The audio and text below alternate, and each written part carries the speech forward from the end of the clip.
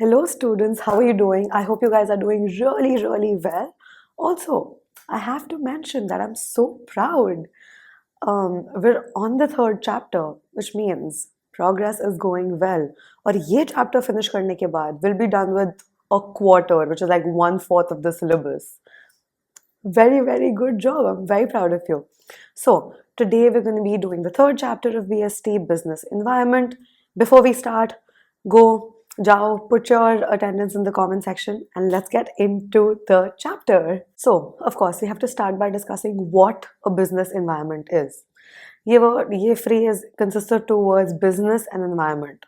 तो business तो आप लोग को पता है, the exchange of goods and services for monetary purposes is a business, right? Environment क्या होता है? Environment होता है surrounding. तो एक business की surrounding को हम business environment कहेंगे. पहले उसका simpler मतलब समझ लेते हैं. The business environment is the surrounding in which a business exists. मतलब एक business जिस surrounding में exist करता है, उस surrounding को business environment कह देते हैं.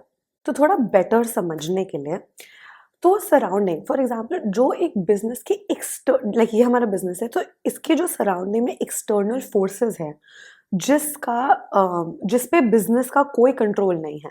फॉर एग्जाम्पल क्या क्या हो गया, टैक्सेस हो गए, गवर्नमेंट पॉलिसीज हो गई, फैशन ट्रेंड्स हो गए, जो भी न्यू ट्रेंड्स आते हैं वो सब हो गए.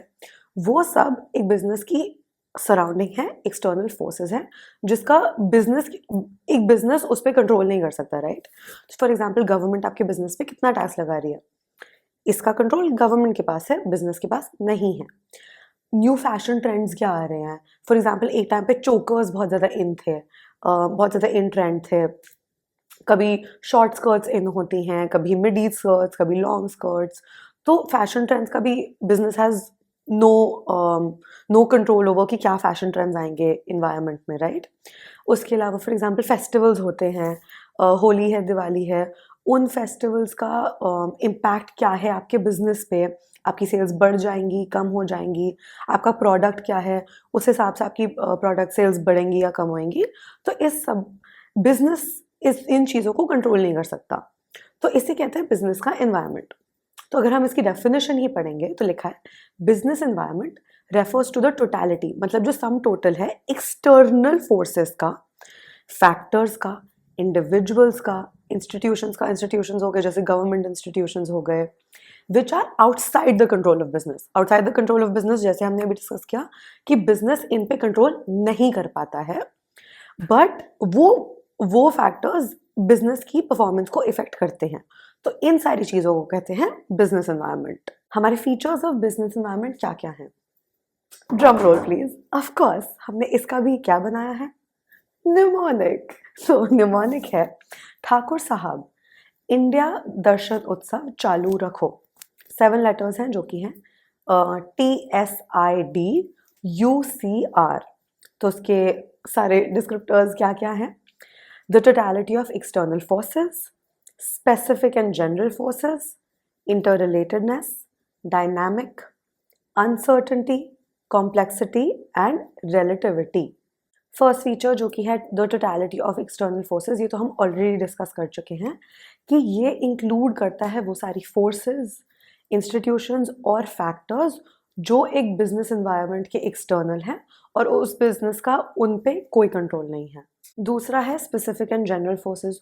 तो एक बिजनेस को दो तरीके की फोर्सेस इम्पैक्ट करती हैं, स्पेसिफिक और जनरल. तो स्पेसिफिक फोर्सेस वो होती हैं जो सिर्फ उस स्पेसिफिक बिजनेस को इम्पैक्ट कर रही हैं. ये कैसे हुआ? फॉर एग्जाम्पल आपके बायर्स से, सप्लायर्स से, इन्वेस्टर्स से, बैंकर्स से जिनके साथ आप पर्सनली डील कर रहे हो, अगर आपके उनके साथ रिलेशनशिप में कुछ इफेक्ट होएगा तो ऑफ कोर्स आपके बिजनेस को इम्पैक्ट करेगा, राइट? जैसे फॉर एग्जांपल अगर आपका एक कस्टमर है, वो आपसे बहुत खुश है, लाइक वो बहुत ज़्यादा आपको प्रेफरेंस देता है, तो वो मोस्टली उस स्पेसिफिक चीज़ का आप ही को बिजनेस देगा. फॉर एग्जांपल आपकी जैसे मिठाई की शॉप है, तो अगर आपके कस्टमर्स के साथ बहुत अच्छा रिलेशनशिप है तो वो हर फेस्टिवल पे, हर चीज़ के लिए आपसे मिठाई लेंगे, और क्योंकि आपका उनसे रिलेशनशिप अच्छा है. तो ये है स्पेसिफिक फोर्स कि आपका उनसे जो रिलेशनशिप है उसके बेसिस पे आपके बिजनेस को वो इम्पैक्ट कर रहा है। इसका बिल्कुल उल्टा हो गया, कोई आपके सप्लायर्स हैं जो आपको रॉ मटेरियल्स प्रोवाइड कर रहे हैं, आपका उनसे रिलेशनशिप थोड़ा सा ख़राब हो गया, तो वो आपको कुछ भेज ही नहीं रहे, आपको रॉ मटेरियल्स ही नहीं भेज रहे। अब वो अगर आपको रॉ मटेरियल्स नहीं भेजेंगे तो आपका काम नहीं हो पाएगा, काम नहीं हो पाएगा तो बिजनेस को इम्पैक्ट आएगा। तो ये है जो स्पेसिफिक फोर्स आपके बिजनेस को इम्पैक्ट कर रही है। फिर जो जनरल फोर्सेस है वो सबके बिजनेस को, लाइक पूरे सारे बिजनेसेस को जनरली इम्पैक्ट करती हैं, क्योंकि पूरे बिजनेस एनवायरनमेंट में चेंज आ गया है। ये कैसी कैसी फोर्सेस हो सकती हैं? सोशल हो सकती हैं, पॉलिटिकल हो सकती हैं, लीगैलिटी में चेंजेस हो सकते हैं, या टेक्नोलॉजिकल चेंजेस हो सकते हैं। फॉर एग्जाम्पल कोई फेस्टिवल्स आ रहे हैं तो ये सोशल फोर्स है, जिसमें उस फेस्टिवल की वजह से आपके बिजनेस पे प्लस माइनस इम्पैक्ट आ सकता है। पॉलिटिकल है, जैसे अगर पॉलिटिकल रैलीज हैं और कहीं पे रैलीज हो रही हैं तो हो सकता है उस टाइम के लिए रोड्स ब्लॉक्ड हो तो आपके बिजनेस पे थोड़ा सा इम्पैक्ट आए। या फिर लीगल हैं, जैसे टैक्सेस होते हैं, डिमोनेटाइजेशन हुआ, जीएसटी आया, उसका इम्पैक्ट सारे बिजनेसेस पे हुआ, राइट। फिर टेक्नोलॉजिकल, जैसे world has shifted from offline to online marketing, offline to online like teaching, बहुत सारी चीज़ें ऑफलाइन टू ऑनलाइन स्विच हो गई हैं। जैसे अगर आपको पहले खाना ऑर्डर करना होता था तो आपको स्पेसिफिकली या तो रेस्टोरेंट जाना पड़ता था या फिर रेस्टोरेंट से पिकअप करना पड़ता था। अब आप बस एक ऐप पे ऑर्डर कर सकते हो। तो ये सारे चेंजेस टेक्नोलॉजिकल चेंजेस हैं, ये भी सारे बिजनेसेस को इम्पैक्ट करते हैं। तो हम ये कह सकते हैं कि जनरल एंड स्पेसिफिक फोर्सेस एक बिजनेस को इम्पैक्ट करती हैं। तीसरा है इंटर रिलेटेडनेस। इंटर रिलेटेडनेस का मतलब है एक दूसरे से जुड़ा हुआ, मतलब एक चीज़ के चेंज की वजह से दूसरे चीज़ में भी चेंज आएगा। आपको एग्जाम्पल देती हूँ, जैसे कि पहले सारे लोग, मोस्टली इंडिया में एटलीस्ट, लोग जाके टेलर से, मास्टर जी जिनको बोलते हैं, उनसे जाके कपड़े सिलवाते थे।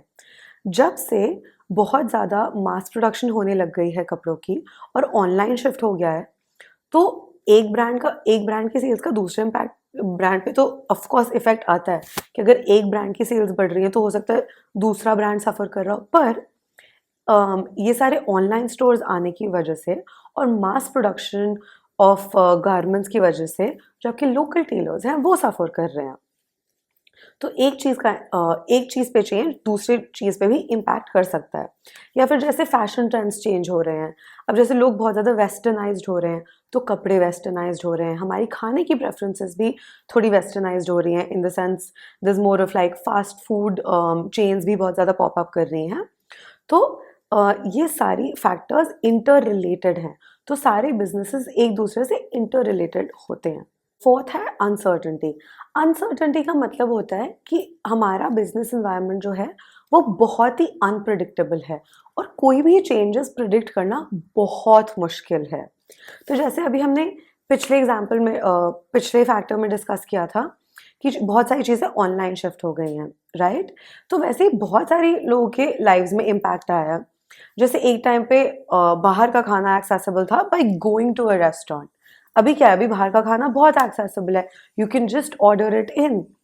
और purchasing clothes and returning clothes, पहले आप मोस्टली जाते थे टेलर से स्टिच कराते थे, ट्रायल करते थे, घर ले आते थे।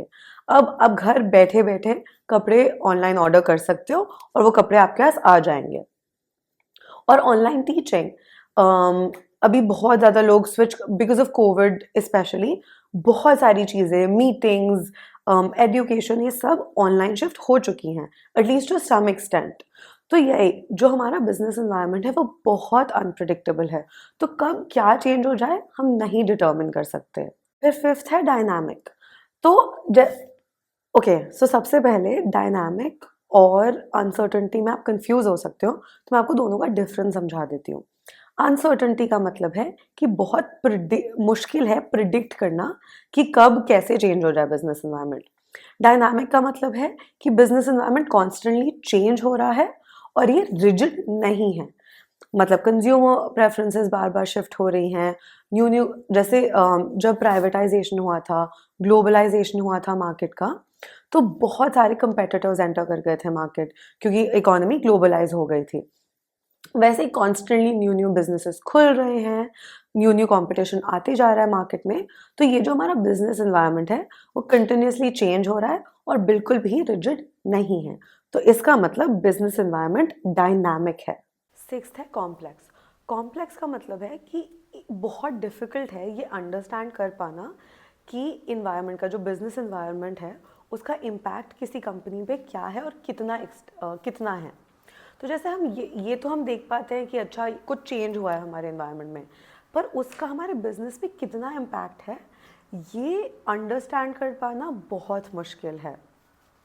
लेट्स से आपने एक न्यू कंपनी खोली और आपने कुछ एक प्रोडक्ट लॉन्च किया और वो प्रोडक्ट सडनली बहुत ज़्यादा चल गया, तो ये डिटर्मिन कर पाना बहुत मुश्किल है कि वो प्रोडक्ट इसलिए सक्सेसफुल हुआ क्योंकि आपका प्रोडक्ट बहुत अच्छा है, उसकी क्वालिटी बहुत अच्छी है, या वो इसलिए सक्सेसफुल हुआ क्योंकि जो इन्वायरमेंट है वो आपको बहुत सपोर्ट कर रहा था। लेट्स से कंज्यूमर प्रेफरेंसेस एकदम स्विच कर गई जिसकी वजह से आपका प्रोडक्ट बहुत सक्सेसफुल हो गया, या फिर शायद गवर्नमेंट की पॉलिसीज़ ऐसी हैं, आपके प्रोडक्ट पे टैक्सेस कम हैं, या फिर जो भी है। तो जो बिजनेस इन्वायरमेंट है उसका इम्पैक्ट कितना आ रहा है आपके कंपनी पे, ये मेजर कर पाना बहुत मुश्किल है। 7th है रिलेटिविटी। तो रिलेटिविटी का मतलब है कि हर डिफरेंट डिफरेंट सेटिंग्स में बिजनेस इन्वायरमेंट भी डिफरेंट होता है। मतलब country to country business environment different होगा, रीजन टू रीजन डिफरेंट होगा, क्योंकि हर एक न्यू जगह की पॉलिटिकल कंडीशंस और कल्चर्स डिफरेंट होते हैं।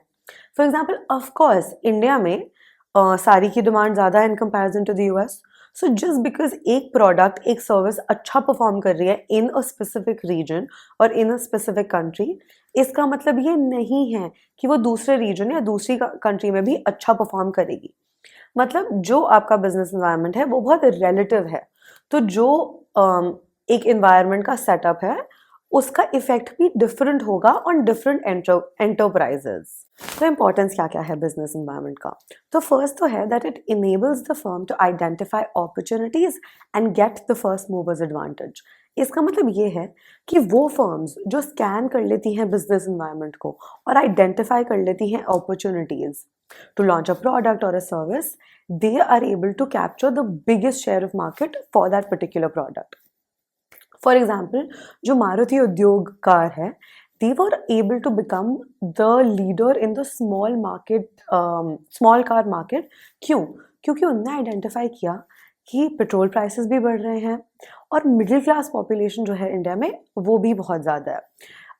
तो उन्हें ये आइडेंटिफाई किया कि लोगों को गाड़ी भी चाहिए और लोगों की फैमिलीज हैं पर वो मिडिल क्लास लोग हैं, तो स्मॉल कार्स बनाए जो काफ़ी ज़्यादा इकोनॉमिकल हो बट फंक्शनल हो, कि गाड़ी का काम भी हो जाए बट वो इकोनॉमिकल हो। तो क्योंकि उनने ये सब देखा, अपने बिजनेस इन्वायरमेंट को आइडेंटिफाई किया, so they were able to become the leaders in that particular market. क्योंकि जो भी इंसान है, जो भी कंपनी, जो भी organization becomes the first one to move in a particular market, they are able to gain the most benefit from it. Second है helps the firms to identify threats and early warning signals. तो अब of course एक environment में opportunities तो बहुत सारी हैं, right? पर threats भी बहुत सारे होते हैं। threats मतलब वो चीज़ें जो एक firm की performance को और उसकी growth को hinder करेंगी, मतलब slow करेंगी या negatively impact करेंगी।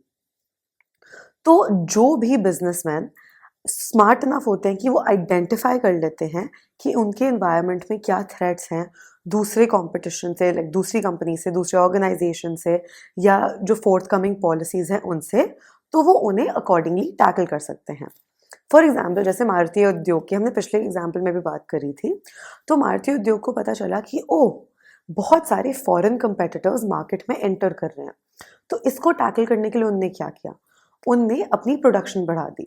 प्रोडक्शन बढ़ाने से क्या हुआ कि उनका जो कार का डिलीवरी टाइम है वो कम हो गया, जो वेटिंग टाइम है लोगों के लिए वो कम हो गया क्योंकि सप्लाई बढ़ गई। तो उससे ताकि उनका बिजनेस इफेक्ट ना हो उसके लिए उनने सप्लाई बढ़ा दी। ऐसे ही गुड बिजनेसमैन की निशानी ही यही है कि वो एक इन्वायरमेंट में स्कैन कर ले थ्रेट्स और उस अकॉर्डिंगली उसे टैकल करें। थर्ड है helps in tapping useful resources. तो एक बिजनेस को अपने रिसोर्सेज, अपने इनपुट्स कहाँ से मिलते हैं? इन्वायरमेंट से, है ना? तो उनके लिए ये आइडेंटिफाई करना बहुत ज़रूरी है कि उनका output demanded by the environment क्या है। जब उन्हें आउटपुट पता होगा, उन्हें क्या देना है अपने कस्टमर्स को, तो वो ये आइडेंटिफाई कर लेंगे कि इनपुट्स क्या क्या चाहिए होंगे। और वो इनपुट्स की अवेलेबिलिटी कहाँ पे डिटर्मिन होगी? इन्वायरमेंट में डिटर्मिन होगी, और डिमांड भी इन्वायरमेंट में ही डिटर्मिन होगी। जैसे फॉर एग्जांपल कुछ मैन्युफैक्चरर्स ने, स्मार्ट मैन्युफैक्चरर्स ने आइडेंटिफाई कर लिया कि अब हमें एलईडी 3D स्क्रीन्स की ज़रूरत है, तो उन्हें ब्लैक एंड वाइट टीवीज बनाना बंद कर दिया। और ये आइडेंटिफाई करना जल्दी इसलिए इंपॉर्टेंट है कि वो जल्दी आइडेंटिफाई कर लेंगे तो उन्हें ये सारे रिसोर्सेज, ये सारे inputs at a lower cost मिल पाएंगे। फोर्थ है helps to adjust and adapt to rapid changes. तो जैसा कि हमने पहले पढ़ा था, हमारा जो बिजनेस एनवायरनमेंट है वो बहुत बहुत कॉम्प्लेक्स है और बहुत ही डायनामिक है। तो एक ऑर्गेनाइजेशन के लिए सिर्फ ये इंपॉर्टेंट नहीं है कि वो चेंज कर पाए, उनके लिए ये भी इंपॉर्टेंट है कि वो जल्दी जल्दी चेंज कर पाए, जो इन्वायरमेंट है उसकी पेस के साथ चेंज कर पाए, क्योंकि जब वो चेंज हो लेंगे तो उन्हें ही फायदा है। फॉर एग्जाम्पल, अब जो बहुत ज़्यादा कंपटीशन बढ़ रहा है, जो कस्टमर्स है वो बहुत ज़्यादा डिमांड कर रहे हैं चीज़ें, और बहुत ज़्यादा there is no brand loyalty any more. तो बिजनेस एंटरप्राइजेस के लिए ये बहुत इंपॉर्टेंट है कि वो जो न्यू ट्रेंड्स आ रहे हैं मार्केट में और चेंजिंग टेक्नोलॉजिकल एनवायरनमेंट के साथ खुद भी चेंज हो पाए जल्दी जल्दी, ताकि वो अपने कस्टमर्स को केटर कर पाए। फिफ्थ है assisting in planning and policy formation. So एक बिजनेस को इंटरनल एनालिसिस भी करना चाहिए, उसकी अपनी स्ट्रेंथ्स का, अपनी वीकनेसेस का, कि वो कहाँ अच्छा परफॉर्म कर रहे हैं और कहाँ बुरा परफॉर्म कर रहे हैं, और एक्सटर्नल एनालिसिस भी करना चाहिए कि बाहर से क्या क्या अपॉर्चुनिटीज़ आ रही हैं, वो क्या क्या ग्रास्प कर सकते हैं और क्या क्या चीज़ें थ्रेट है उनके लिए। तो जब ये सारे एनालिसिस परफॉर्म करते हैं तो उन्हें अपना अपना बिजनेस का सिचुएशन बेटर समझ में आता है, और जब वो बेटर समझ पाएंगे अपनी सिचुएशन अपने आप में and relative to other competitors, तो वो अपने लिए प्लान कर पाएंगे और पॉलिसी फॉर्म कर पाएंगे। प्लान क्या कर पाएंगे कि उन्हें आगे moving forward in the business क्या करना है, और उसी के लिए उनकी पॉलिसीज कैसी दिखनी चाहिए। जैसे India is a hot spot for tourism, तो बहुत सारे बिजनेसमैन ने ये आइडेंटिफाई किया कि India is great for tourism, क्योंकि इंडिया में बहुत अलग अलग तरीके के लैंडस्केप्स हैं और लेबर भी चीप अवेलेबल है। तो India is a great source of like is a great place for hospitality industry also. So businessman identified it, इसलिए इंडिया बहुत अच्छा हॉटस्पॉट बन गया फॉर टूरिज्म। लास्ट और सिक्स्थ है हेल्प्स इन इम्प्रूविंग परफॉर्मेंस। सो जब एक बिजनेस अपनी इंटरनल और एक्सटर्नल स्टडी कर लेगा, साइंटिफिकली ये सब आइडेंटिफाई कर लेगा कि वो कहाँ स्टैंड करता है और वो क्या बेटर कर सकता है, तो ऑफ कोर्स वो बिजनेस ईजिली इम्प्रूव कर सकता है अपनी परफॉर्मेंस को। जब उसकी internal environment is in coherence with, मतलब साथ साथ चल रही है विद एक्सटर्नल एनवायरनमेंट की ग्रोथ, तो वो खुद को भी इम्प्रूव करेगा, और जब वो खुद को इम्प्रूव करेगा तो उनका मार्केट शेयर बढ़ जाएगा, उनके प्रॉफिट्स बढ़ जाएंगे और उनकी परफॉर्मेंस इम्प्रूव हो जाएगी। सो डायमेंशंस क्या क्या है बिजनेस एनवायरनमेंट के? डायमेंशंस होते हैं कि वो फैक्टर्स जो कॉन्स्टिट्यूट करते हैं एक बिजनेस एनवायरनमेंट को, वो क्या क्या हैं। इसमें 5 हैं: economic, social, technological, political and legal. तो ये सब कंसिडर करना बहुत इंपॉर्टेंट है डिसीजन मेकिंग में, ताकि जब ये सब आप कंसिडर करोगे ना डिसीजन मेकिंग प्रोसेस, तो वो आपको हेल्प करेगा to improve the performance of your enterprise. First है economic environment. Economic environment refers to all those forces और फैक्टर्स जो आपके एंटरप्राइज को डायरेक्टली मनी के टर्म्स में इफेक्ट करता है और आपकी कंट्री के जीडीपी को इम्पैक्ट करता है। जैसे क्या क्या फैक्टर्स हो गए ऐसे: inflation rate, employment rate, rate of interest कितना है बैंक्स का, लोगों के पास डिस्पोजेबल इनकम कितनी है, मॉनेटरी पॉलिसी क्या है गवर्नमेंट की, स्टॉक प्राइस का इंडेक्स कैसा चल रहा है। ये सारे इकोनॉमिक फैक्टर्स आपके बिजनेस को भी ऑफ कोर्स इफेक्ट करते हैं। तो इंक्रीज और decrease of some of these factors serve as कुछ फैक्टर्स आपकी अपॉर्चुनिटीज़ की तरह सर्व करते हैं और कुछ एज अ कंस्ट्रेंट मतलब नेगेटिवली इम्पैक्ट करते हैं। कुछ एग्जांपल्स हम ले लेते हैं। जैसे अगर कंट्री का इन्फ्लेशन रेट हाई है तो कॉस्ट ऑफ प्रोडक्शन बढ़ जाएगी इससे, तो this is a constraint to your for your enterprise. फिर जैसे जीडीपी बिल जब पास हुआ था, ये सारे बिजनेस ऑर्गेनाइजेशंस पे इसने इम्पैक्ट किया था। और जैसे जब डीमोनेटाइजेशन हुआ था 500 and 1000 के नोट्स का, तब भी इंडियन इकोनॉमी सिवियरली हिट हुई थी। सो ये सारे फैक्टर्स आपके इकोनॉमिक एनवायरनमेंट के अंडर आते हैं। सेकेंड है social environment. Social environment society से रिलेटेड है। सोसाइटी के मल्टीपल फोर्सेस होते हैं, जैसे कि सोसाइटी के customs, beliefs, literacy rates, education levels, lifestyle choices, values, traditions etcetera. ये सारे वो सोशल फोर्सेस हैं जो हमारे सोशल एनवायरनमेंट को इम्पैक्ट करती हैं। और ऐसी सोसाइटी में रहने से, एक सर्टन सोसाइटी में रहने से आपके बिजनेस को कुछ अपॉर्चुनिटीज़ मिलती हैं और कुछ कुछ थ्रेट्स होते हैं।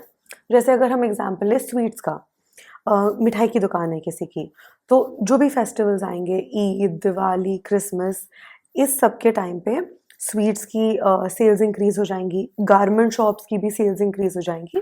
तो ऐसे बहुत सारी सोसाइटी के जो ट्रेडिशंस होते हैं, फेस्टिवल्स होते हैं, कस्टम्स होते हैं, वो आपके बिजनेस को इम्पैक्ट करते हैं। तो इसके कुछ कुछ एस्पेक्ट्स हैं change in quality of life. तो आपकी क्वालिटी ऑफ लाइफ क्या है, आपकी कम्युनिटी की। सेकंड है importance of place of women in the workforce, कि आपकी वुमेन कितनी ज़्यादा रिस्पेक्टेड है इन द वर्कफोर्स, कितनी ज़्यादा इन्वॉल्व है in the workforce. Third, birth and death rate of your population. Fourth, attitude of customers towards innovation, lifestyle, कि आपके कंज्यूमर्स कितना ज़्यादा इन्वेस्ट करते हैं इन इनोवेशन या फिर अपने लाइफस्टाइल में कितना ज़्यादा इन्वेस्ट करते हैं। और फिर आपके कस्टमर्स के ट्रेडिशंस और हैबिट्स कैसी हैं। फिर हम आ जाते हैं पॉलिटिकल एनवायरनमेंट पे। तो जो आपकी गवर्नमेंट है, जो उनकी पॉलिसीज़ हैं, उसका बहुत मेजर इम्पैक्ट होता है आपकी बिजनेस पे। क्योंकि ऑफ कोर्स आप एज अ बिजनेस ओनर, आप as a part of a business community अपनी गवर्नमेंट में तब ट्रस्ट कर पाओगे जब आपका पॉलिटिकल सिस्टम बहुत ज़्यादा स्टेबल होगा। तभी आप एज अ बिजनेस ओनर अपने बिजनेस को स्टार्ट कर पाओगे और ग्रो कर पाओगे। इसलिए बहुत इम्पॉर्टेंट है कि आपकी गवर्नमेंट एक तो पॉलिटिकली स्टेबल है और दूसरा आपकी बिजनेस एक्टिविटीज़ को सपोर्ट करती है। अगर कोई भी गवर्नमेंट एंटी बिजनेस है और ज़्यादा सपोर्ट करती है कि लोग ज़्यादा जॉब्स टेकअप करें instead of like starting businesses, तो उन पॉलिटिकल एनवायरनमेंट्स में बिजनेस बहुत अच्छा थ्राइव नहीं कर पाएगा। जैसे हमारी ही कुछ नेबरिंग कंट्रीज़ हैं जिसमें थोड़ा पॉलिटिकल अनरेस्ट रहता है। तो पॉलिटिकल अनरेस्ट रहेगा तो वो बिजनेसेस, वहाँ पे बिजनेसेस ग्रो नहीं कर पाएंगे और वहाँ पे दूसरे बिजनेसेस भी इन्वेस्ट नहीं करना चाहेंगे। अब जैसे आप एग्जांपल ले लो बैंगलोर का। बैंगलोर बहुत ही ज़्यादा आईटी सेक्टर के लिए डेवलप्ड है, बहुत सारे आईटी जॉब्स वहीं पे प्रेजेंट हैं और इसलिए उसे सिलिकॉन वैली ऑफ इंडिया भी कहा जाता है। क्यों कहा जाता है? क्योंकि जो वहाँ की स्टेट गवर्नमेंट है वो बहुत ज़्यादा पॉलिटिकली फेवरेबल कंडीशंस क्रिएट करती है उनके आईटी सेक्टर के लिए। तो और क्या एग्जाम्पल्स हो गए कि हमारा पॉलिटिकल सिस्टम सपोर्ट करता है बिजनेसेस को। जैसे बहुत सारे अभियान चालू होते हैं, जैसे स्वच्छ भारत अभियान है या फिर स्किल इंडिया मूवमेंट्स है, ये सारे सपोर्ट करते हैं स्टार्टिंग बिजनेसेस को। Make in India also supports making in India, ताकि production within our country हो। फिर ऑफ कोर्स अगर हमारी कंट्री की गवर्नमेंट पॉलिटिकली स्टेबल है तो कंट्री के लोग और बाहर के लोग भी वहाँ पे इन्वेस्ट करना चाहेंगे इन बिजनेस अपॉर्चुनिटीज़। फिर आपकी कंट्री का कॉन्स्टिट्यूशन कैसा है, उसका भी आपके बिजनेस पे इम्पैक्ट आएगा। और जो प्रेजेंट पॉलिटिकल सिस्टम है और आपके पॉलिटिकल लीडर्स की प्रोफाइल जो है वो भी बहुत ज़्यादा अफेक्ट करती हैं कि आप कितने अच्छे से बिजनेस कर पाओगे। क्योंकि अगर एजुकेटेड लीडर्स हैं, अगर एजुकेटेड लोग आपकी कंट्री को लीड कर रहे हैं तो वो आपके बिजनेसेस को ग्रो करने के सपोर्ट करेंगे। फिर हमारा आता है लीगल एनवायरनमेंट। लीगल एनवायरनमेंट में क्या क्या होता है? जो वेरियस लॉ और गवर्नमेंट के एक्ट्स होते हैं, जो गवर्नमेंट ऑर्डर्स इशू करती है और जो कोर्ट्स जजमेंट पास करते हैं। तो ऑफ कोर्स अगर आपकी गवर्नमेंट कुछ बोलती है कि ये हो सकता है और ये बिल्कुल नहीं हो सकता, तो वो आपको कंसिडरेशन में लेना कंपल्सरी है फॉर योर बिजनेस। जैसे कि हम थोड़े एग्जांपल्स देख लेते हैं। तो जो लीगल पॉलिसीज है related to licensing and foreign trade, जैसे अगर आपकी गवर्नमेंट ने बोल दिया कि आप इस पर्टिकुलर कंट्री के साथ ट्रेड नहीं कर सकते, तो आप अपने बिजनेस में उस कंट्री के साथ ट्रेड नहीं कर सकते। ये आपका लीगल एनवायरनमेंट है और इसका आपके बिजनेस पे इम्पैक्ट है। या फिर जैसे अगर आपकी सिगरेट की कंपनी है तो कंपल्सरी है कि स्टैट्यूटरी वार्निंग आप सिगरेट के पैक पे लिखोगे। जो सिगरेट पे लिखा होता है cigarette smoking is injurious to health, तो अगर आप सिगरेट बेचते हो तो ये कंपल्सरी है कि वो वार्निंग साइन के साथ ही बेचोगे। फिर जैसे फॉरेन एक्सचेंज रेगुलेशंस हो गए और गवर्नमेंट के उन्हीं के मैनेजिंग एक्ट्स हो गए, या फिर लॉज ऑन एडवर्टाइजमेंट, जैसे अल्कोहलिक बेवरेज की एडवर्टाइजमेंट करना मना है, प्रोहिबिटेड है इन आर कंट्री। तो ये सारे लीगल एनवायरनमेंट को इंटेल करते हैं और ये सब फॉलो करना बहुत इंपॉर्टेंट है आपको अपने बिजनेस के लिए। टेक्नोलॉजिकल एनवायरनमेंट क्या है? तो जो भी फोर्सेस रिलेट करती हैं साइंटिफिक इम्प्रूवमेंट्स को और इनोवेशंस को, ताकि हम अपने प्रोडक्ट्स और सर्विसेज न्यू और ज़्यादा एफिशिएंट वेज में प्रोड्यूस कर पाएं। तो इन न्यू तरीकों में और टेक्निक से हम अपना बिजनेस ऑपरेट करते हैं, और एक बिजनेसमैन के लिए बहुत इंपॉर्टेंट है कि वो क्लोजली मॉनिटर करे कि क्या क्या टेक्नोलॉजिकल एडवांसमेंट्स हो रही है उसकी इंडस्ट्री में, क्योंकि उनका जो कंपेटिटर्स हैं वो तो डेफिनेटली ऑब्जर्व करेंगे ना। लेट्स से आपके जो भी कंपेटिटर्स हैं वो ऑब्जर्व कर रहे हैं टेक्नोलॉजिकल चेंजेस और आप नहीं कर रहे हो, तो आप सफ़र करोगे, आपकी प्रोडक्शन उतनी एफिशिएंट और उतनी अच्छी तरीके से नहीं हो पाएगी। जैसे हम एग्जाम्पल लेते हैं, पहले लोग जाते थे, बाहर जाते थे सामान खरीदने, अभी भी जाते हैं, पर अभी लेट्स से ब्लिंकिट आ गया है, जेप्टो आ गया है, आप घर पे बैठे बैठे 8 मिनट्स में ग्रोसरी मंगा सकते हो, कितनी सारी और चीज़ें मंगा सकते हो, स्टेशनरी मंगा सकते हो, यहाँ तक कि कितने सारे गैजेट्स भी आप at the click of a finger मंगा सकते हो। फिर जैसे हमारी ऑनलाइन एजुकेशन आ गई है या मोबाइल फ़ोन्स आ गए हैं, पहले आपको कैमरा सेपरेटली लेने पड़ते थे या फिर आपको कॉल करने के लिए लैंडलाइन यूज़ करना पड़ता था। अब आप एक ही डिवाइस पे, अपने मोबाइल फ़ोन पे, अपने स्मार्टफ़ोन पे आप लोगों को कॉल भी कर सकते हो, पिक्चर्स भी ले सकते हो, अलार्म्स भी सेट कर सकते हो, सोशल मीडिया भी यूज़ कर सकते हो। तो कितनी सारी टेक्नोलॉजिकल एडवांसमेंट हो गई है, और ये सारा एक बिजनेसमैन को क्लोजली मॉनिटर करना इंपॉर्टेंट है ताकि वो टाइम के साथ प्रोग्रेस कर सके। Moving on to our last sub topic, जो कि है डीमोनेटाइजेशन। तो अगर आप में से किसी को भी याद है तो मोदी जी आए थे 8 नवंबर 2016 को ऑन नेशनल टेलीविजन, और उन्होंने कहा था कि हमारे 500 और 1000 रुपये के नोट्स डीमोनेटाइज हो रहे हैं। तो उसका मतलब क्या है? उसका मतलब ये है, डीमोनेटाइजेशन होती है the act of cancelling the legal tender status of a currency unit in circulation.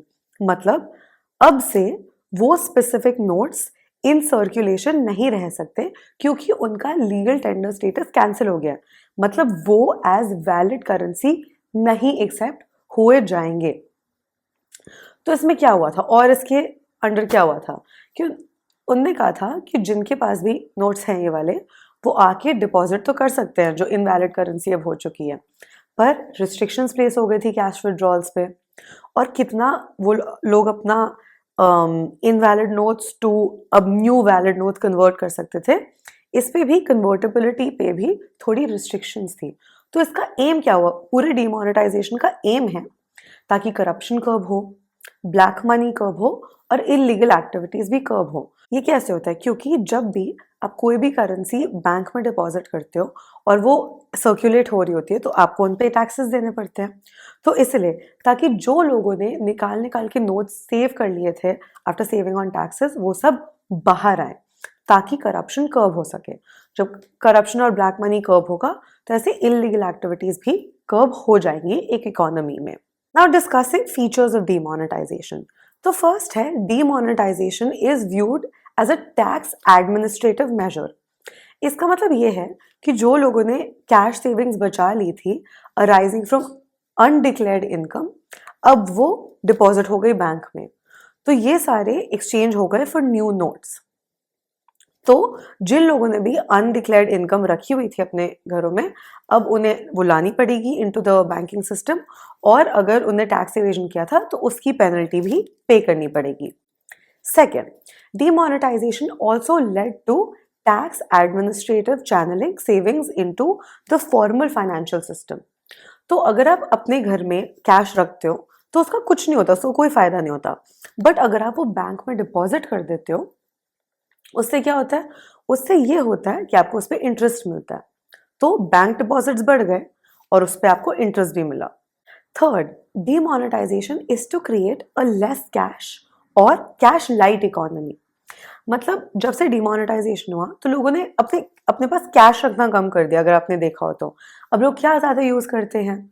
UPI, Paytm, जीपे, ये सारे प्लेटफॉर्म ज़्यादा यूज़ होते हैं जो आपके बैंक से डायरेक्टली लिंक्ड हैं। तो इससे क्या हुआ? कैशलेस या कैश लाइट इकोनॉमी क्रिएट हो गई। फोर्थ है, demonetization is also interpreted as a measure to improve tax complications. तो डिमोनेटाइजेशन करके गवर्नमेंट ने बोला नहीं, अब बस टैक्स इवेजन टॉलरेट नहीं होगा इकोनॉमी में, तो सबको अपने आके पैसे डिपॉजिट करने पड़े बैंक में। तो इससे क्या हुआ? क्योंकि टैक्स कलेक्शन इंक्रीज हुई, क्योंकि डिस्क्लोजर इंक्रीज हुआ कि लोगों ने आके उन्हें क्योंकि अपने पैसे डिपॉजिट कराने पड़े, मतलब जो उनकी इनकम है उन्हें डिस्क्लोज करनी पड़ी, और जब डिस्क्लोज हुई गवर्नमेंट ने उनसे और टैक्सेस कलेक्ट कर लिए। तो इससे और क्या हुआ? टैक्स इवेजन डिक्रीज हो गया। And that is it for today's video, guys. Thank you so much for tuning in.